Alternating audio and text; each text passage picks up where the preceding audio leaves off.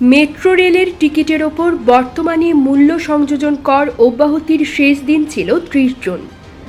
নতুন আদেশ না হওয়ায় সক্রিয়ভাবে ১ জুলাই থেকে ১৫% ভ্যাট কার্যকর হওয়ার কথা ছিল। তবে সোমবার ১ জুলাই সরকারের বিশেষ আদেশে অব্যাহতির সময়সীমা পার হওয়ার পরেও বসেনি ভ্যাট। এ বিষয়ে মেট্রো রেলের পরিচালনা সংস্থা ডিএমটিসিএল কোম্পানি সচিব আব্দুর রউফ বলেন, আমরা ভ্যাট মওকুফ চেয়ে এনবিআরকে চিঠি পাঠিয়েছি। সেই চিঠির জবাবের অপেক্ষায় আছি। চিঠিতে কেন ভ্যাট বসানো হবে না সে বিষয়ে আমরা আমাদের মতামত তুলে ধরেছি। ভ্যাট দায়মুক্ত থেকে লাভজনক ব্যবসা পরিচালনার বিশ্বস্ত সহযোগী দ্য রিয়েল কনসালটেশন, স্বচ্ছ ভ্যাট আইনে দক্ষ ন্যায্য ভ্যাট প্রদানে।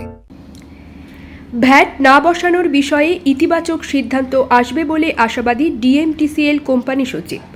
আরও বলেন, ভ্যাট বসবে কি বসবে না সেটা চিঠির জবাবের পরেই চূড়ান্ত সিদ্ধান্ত নেওয়া হবে।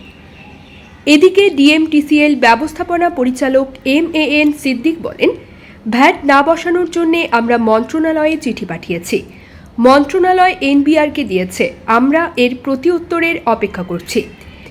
এর আগে গতকাল রবিবার এনবিআরের প্রথম সচিব মোহাম্মদ হাসমত আলী বলেছিলেন, যেহেতু এখনও এনবিআর থেকে কোনো বিশেষ আদেশ দেওয়া হয়নি, সুতরাং আগের সিদ্ধান্ত অনুযায়ী সোমবার থেকে মেট্রো রেলে মূসক আরোপিত হবে।